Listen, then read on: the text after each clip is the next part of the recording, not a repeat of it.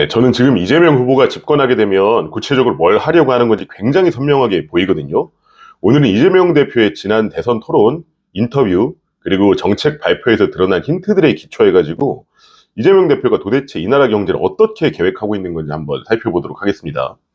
자, 먼저 간단하게 요약 정리한 후에 구체적으로 살펴볼게요.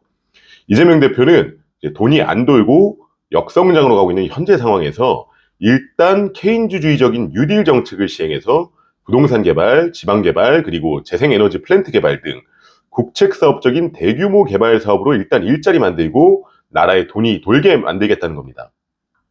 그런데 지금 같은 상황에서 아파트랑 건물 지어봐야 분양받을 사람이 없으니까 수분양자들은 노쇼하고 시행사, 시공사들은 망하겠죠.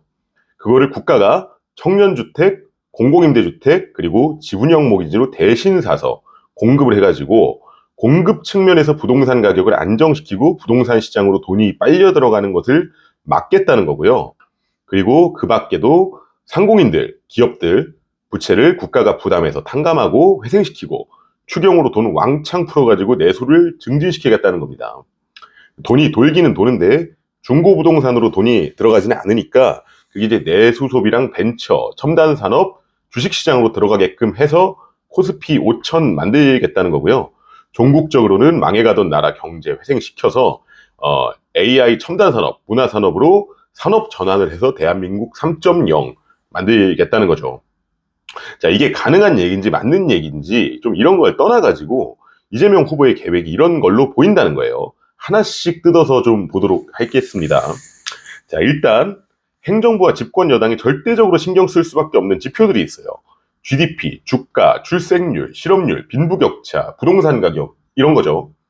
이제 GDP랑 주가, 출생률은 올려야 되고 실업률과 빈부격차는 낮춰야 되고 부동산 가격은 안정시켜야 되죠. 갑자기 올라서도 안 되지만 갑자기 떨어져서도 안 됩니다. 어차피 국민들은 이런 숫자들을 볼 수밖에 없고요. 실제로 뭐 애가 몇 명 태어나고 있는지 나라 경제가 얼마나 잘 들어가고 있는지 사실 두 눈으로 직접 볼 수는 없죠. 그래서 이제 이런 지표들에 신경을 쓸 수밖에 없는데 몇 가지 지표들은 서로 상충한다는 게 좀 문제예요. 예를 들면 이제 GDP, 주가를 올리는 거랑 실업률 낮추는 거는 양립하기가 어렵지가 않지만 돈이 많이 풀려가지고 인플레이션이 일어나면 부동산 가격 안정은 좀 어렵게 되죠. 반면에 풀린 돈이 중고부동산에 많이 들어가면 이제 돈이 돌질 않기 때문에 GDP에 좋은 영향을 주기가 어렵고 주거 안정성이 낮아지기 때문에 출생률에도 악영향을 끼칠 겁니다. 또 이제 부동산 가격이 갑자기 꺼지면 가계 경제가 너무 파산하고 힘들어지기 때문에 전국적으로는 GDP에 전반적으로 안 좋은 영향을 이제 끼치게 되죠. 그래서 이런 것들을 어떻게 잘 조합해가지고 이제 최선의 상황을 만들어낼 것인가. 이것이 집권 여당의 딜레마라고 할 건데 지금까지 이재명 대표가 한 이야기들을 가지고 한번 이재명 대표의 계획을 한번 좀 추론을 해볼게요. 자, 이제 먼저 첫 번째 키워드 케인즈와 뉴딜입니다. 이재명 후보가 지난 경제 분야 대선 토론 때 이준석 후보랑 공방을 하면서 케인즈와 뉴딜 얘기를 했어요. 존 메이너드 케인즈는 하도 유명한 분이니까 다들 아실 거예요. 소위 수정자본주의의 거두고 미국 대공황 이후에 프랭클린 루즈벨트 뉴딜 정책의 이론적 근간이 된 분입니다. 이제 대공황으로 미국 국가 경제가 너무 어려워지니까 이제 당시 정부 강요들이 케인즈 이론을 받아들여가지고 일단 댐도 짓고 다리도 짓고 뭐를 막 지어가지고 건설 산업에 돈이 돌게끔 하고 그리고 고용도 창출하자 이런 얘기를 했던 거죠. 사실 하도급을 통한 파생 경제와 고용 창출이 가장 큰 분야는 이런 건설 이런 분야밖에 없습니다. 이재명 후보가 지금 경제 정책에서 종국적인 지향점으로 삼고 있는 뭐 첨단 AI 산업, 문화 산업 이런 거는 사실 순식간에 뭔가 매출을 만들어내기도 어렵고 고용의 파급력이 약하다는 거죠. 이런 거는 이제 장기 목표라고 보이고요. 당장은 이제 돈이 돌게 하려면 사실은 뭘 짓는 게 최선이긴 합니다. 그래서 이제 이재명 후보가 재개발 재건축도 확대해서 시행하겠다고 공약을 했습니다. 또 계속 뭐 재생에너지도 강조하죠. 재생에너지를 위해 가지고 이제 풍력발전소, 태양열발전소, 주력발전소 이런 발전소 짓고 하겠다고 합니다. 지방발전, 농업발전도 이제 강조를 하고 있죠. 경북 구미 이쪽 유세 때는요. 박정희를 본받아가지고 지방에 발전소도 짓고 배전망도 짓고 뭐 고속도로도 까야겠다 뭐 이런 얘기도 했습니다. 지방 혁신도시 만들고 광역 행정철도 만들겠다 이런 공약도 있어요. 결국 이거저거 다 짓겠다는 그런 얘기들이거든요. 이게 이재명 후보 개인 이력이랑도 이어서 봐도 이제 상통하는 얘기예요. 이재명 후보는 이제 성남시장 그리고 경기도지사 시절에도 이미 개발 사업으로 좀 재미를 봐본 사람입니다. 개발 사업이 어떻게 돌아가는지 이미 잘 알고 있는 그런 사람이에요. 네, 보통 이제 예전에 서울시 재개발 재건축 다 묶어놨던 박원순 전 시장처럼 이제 민주당 인사들은 이제 좀 개발 사업에 좀 부정적이고 좀 소극적인 경향이 원래는 좀 있거든요. 근데 이재명 후보는 좀 안 그렇다는 겁니다. 오히려 이 부분에 대해서 굉장히 좀 적극적이라는 거예요. 그런데 문제는 이렇게 다 지어놓으면 뭐하냐? 지방에도 사람이 안 가고 지금 같은 상황에서 아파트 새로 지어도 이제 분양도 안 되고 뭐 입주를 안 하죠. 그러니까 이게 바로 노쇼라는 겁니다. 노쇼. 자, 여기서 이제 노쇼가 나오는 거예요. 자, 그래서 두 번째 키워드 호텔 경제학, 노쇼 경제학으로 좀 이어가 볼게요. 야, 손님이 호텔방을 잡으면 호텔은 호텔 건물도 지어야 되고 침대 시트도 사야 되고 호텔리어도 고용해야 되고 주방장도 고용해야 되고 그러면 이제 건설사에도 돈이 돌고 침대 시트 공장에도 돈이 돌고 돈이 쭉쭉 돈다는 거죠. 그렇게 일단 돈이 돌면 손님이 노쇼하고 안 나타난다고 하더라도 이미 경제적으로는 성장이 발생했다고 보는 겁니다. 뭐 일단은 이제 경제 순환에 있어서 문제가 발생한 건 맞지만 그 과정에서 건설사랑 공장이랑 조리사가 이제 돈을 번 것도 맞죠, 사실. GDP 성장이 발생한 겁니다. 근데 주목할 부분은 왜 굳이 노쇼를 얘기했냐는 거죠. 사실 그냥 경제를 순환시켜서 이제 돈이 돌게 하고 GDP 성장시키겠다. 이렇게 좋게 좋게 얘기하고 끝낼 수도 있는데 왜 굳이 손님 안 오는 상황을 가정해가지고 논란을 만들었냐 이겁니다. 저는 이 부분이 이재명 경제 정책의 중요한 이제 힌트라고 보고 있는 거죠. 전체적인 선순환, 전체적인 수요와 공급, 전체적인 성장을 민간이 이제 단단한 이제 펀더멘탈에 기초해가지고 순식간에 발전시키기는 지금 좀 상황이 어렵다고 본 것 같아요. 분명 돈이 돌긴 돌았는데 호텔은 망하겠죠. 누군가는 이제 망할 것이라는 것을 상정을 했다는 겁니다. 자, 그래서 노쇼하는 손님이 누구냐? 망하는 호텔이 어디냐라는 건데요. 노쇼하는 손님은 수분양자고 망하는 호텔은 건설사, 시행사, 그리고 PF 대주라는 거죠. 그러니까 분양이 안 되더라도 그냥 일단 짓게 만들겠다고 얘기하는 게 노쇼 경제학의 핵심인 거라고 보여져요. 무슨 말씀인지 아시겠죠? 자, 여기서 세 번째 키워드로 넘어갈게요. 세 번째 키워드, 부동산 공급입니다. 자, 이재명 대표가 오마이TV 인터뷰에서 뭐라 그랬냐면 주거 문제에 대한 생각이 많이 바뀌었다. 국민들이 부동산에 투자하는 것을 막을 길이 없더라. 국민들이 투자할 곳이 부동산밖에 없다. 부동산 투자를 막는 게 아니라 공급 측면에서 청년주택, 공공주택 공급을 늘리는 방안으로 가겠다. 이런 얘기를 했고요. 그리고 제가 지난번에 지분형 모기지 얘기했던 적 있죠.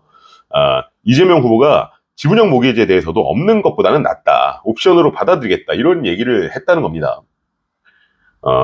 지분형 모기지에 대해서 갑론을박이 좀 많긴 한데 저는 종전에 이게 실질적으로 중고부동산 가격 상승에 그다지 기여하지 않을 것으로 본다고 말씀드린 적이 있죠. 저는 지분형 모기지가 금융위원회가 민주당이나 이재명 캠프랑 소통 없이 설계했을 거라고 이제 생각하지는 사실 않습니다. 다 이미 소통이 있었을 거라고 봐요. 결국 무슨 얘기냐? 청년주택, 공공주택, 지분형 모기지를 통해 가지고 결국 국가가 주거용 부동산의 상당수를 매입해서 소유를 하고 민간에 이제 직접 공급을 하면서 부동산의 공공화를 통해서 주거비를 낮추고 주거 안정성을 높이겠다라는 얘기로 보인다는 거예요. 한편으로는 기존 자산 거의 대부분을 부동산으로 형성해 놓은 가게가 중고부동산에서 큰 손실 없이 돈을 빼가지고 다른 자산으로 전환할 수 있게끔 국가가 이를 보조하겠다라는 걸로 보인다는 겁니다. 그러니까 노쇼한 고객을 대신해가지고 국가가 호텔방을 인수한 다음에 국민들한테 에어비앤비를 놓겠다는 거죠. 거기서 발생하는 손실과 부채는 국가가 부담을 하겠다는 겁니다. 네 번째 키워드로 갈게요. 부채 탕감이랑 추경입니다. 이제 대선 토론 때 이재명 후보가 김문수 후보한테 뭐라고 했냐면 코로나 때 다른 나라들은 상당 부분 국민들한테 대출이 아닌 보조금이나 지원금으로 돈을 풀었는데 우리나라는 대출 형식으로 돈을 풀어가지고 국민들이 아직도 그 부채로 어려워한다. 이걸 이제라도 국가가 좀 탕감하고 국가가 채무 인수를 해가지고 국민들 고통을 덜어주는 것에 대해서 좀 어떻게 생각하냐 이렇게 물었습니다. 김문수 후보가 여기에 말려 들어가지고 좀 얼타다가 좀 당황해가지고 자기도 좋게 생각한다 이렇게 긍정을 해버렸죠. 사실 보수 진영에서는 좀 긍정하기 어려운 아이디어일 수 있거든요. 어쨌거나 제가 전에 영상에서도 대선 이후에 추경이 엄청 있을 거라고 제가 말씀을 드린 적 있죠. 이게 어떤 방식으로 가계 경제까지 도달하느냐 이게 문제인데, 이재명 후보는 앞서 말씀드린 것처럼 국가가 개발 사업의 최종 소비자가 되고 또 이제 중고부동산 지분으로 같이 사주고 그 밖에 기존의 무담보 부채들을 인수하는 방식으로 이제 실현할 것으로 생각이 돼요. 요즘에 뭐 전국민 25만 원 얘기는 싹 들어갔죠. 25만 원 줘봐야 별로 도움이 안 됩니다. 뭐 참치회 일품질로 한 병 하고 이제 2차로 맥주 한잔 하면 끝입니다. 뭐 동네 술집들 뭐 한 달 정도 재미 보고 말겠죠. 이게 중요한 게, 돈을 만약에 현금으로 풀거나 또는 대출로 풀거나 하면은 지금 같은 상황에서는 그게 소비로 안 이어집니다. 사람들이 전부 중고부동산을 사는데 돈을 넣어버려요. 일시적인 부동산 가격 반등이 발생하고 GDP 기여는 전혀 없고 그냥 마지막으로 개미들 설거지 한번 하고 그대로 이제 날아가는 거죠. 그러니까 국가가 돈을 푸는 게 아니라 쓰는 방향으로 가닥을 튼 거라고 좀 보여지거든요. 돈이 이제 중고부동산으로 들어가 버리면은, 그러니까 제가 자꾸 중고부동산 얘기를 하는 건 왜 그러냐면, 중고부동산이랑 신제품 부동산은 달라요. 신제품 부동산은 아까도 제가 말씀드린 대로 짓는데 돈이 많이 돕니다. 시공사도 돈을 벌고 은행도 돈을 벌고 여러 하도급 업체도 돈을 벌고요. 건설 노동자들도 돈을 벌죠. 중고부동산은 이제 중개사만 조금 벌고 말죠. 중고부동산으로 돈이 들어가면 이제 국가 경제 선순환에 기여가 없습니다. 그래서 거기로 돈이 못 들어가는 게 엄청 중요하다는 겁니다. 최종 소비는 국가가 할 테니까 국민들은 그 과정에서 계속 만들고 용역과 재화를 다시 다른 업체에다가 제공하는 방식으로 순환에 기여해라. 뭐 이런 얘기로 보여져요. 그래서 5번째 키워드, 이제 코스피 5천 얘기가 나오는 겁니다. 코스피 5천 나오려면 이제 돈이 산업으로 돌아야 됩니다. 지금 우리나라가 힘들어진 이유가 이제 제가 전에 말씀드린 게 있죠. 동맥경화에 걸렸다고요. 돈이 부동산으로 들어가서 나오질 못했다는 거죠. 누구만 돈을 벌었냐? 은행만 돈 벌었죠. 국내 은행이 작년에 이자 수익만 60조 벌었습니다. 전부 대출해가지고 집 사놓고 원리금 갚느라고 나가서 삼겹살에 소주도 안 사오는데 누가 돈 법니까? 은행만 돈 벌겠죠. 근데 돈이 먼저 이제 생산적으로 돌기 시작을 하면 코스피가 오르죠. 현대건설이 이제 최근에 주가가 많이 올랐거든요. 이제 주택 공급이 늘 것으로 이제 기대가 되고, 지금 또 에너지 사업, 아까 말씀드린 대로 뭐 친환경 에너지나 원전이나 이런 거 사업이 앞으로 좀 확장된다고 하니까 이제 오르기 시작하는 거죠. 원래 같았으면, 그러니까 이제 사줄 사람 없어가지고 건설사들이 건물 안 지었으면은 그러면 오를 수가 없겠죠. 근데 지금 시장은 이미 이런 정책들에 반응을 하기 시작한 것으로 이제 보입니다. AI 첨단 산업이랑 문화 산업은 얘기 안 하겠습니다. 왜냐면 이제 AI 산업, 뭐 문화 산업 육성, 뭐 이런 건 솔직히 그냥 누구나 다 하는 얘기예요. 그런 건 그냥 당연히 뭐 당연한 미사여구고, 뭐 그 구체적으로 어떻게 할 수 있을지 R&D 예산 뭐 확장하겠다, 뭐 이런 얘기 말고는 할 수 있는 게 별로 없죠.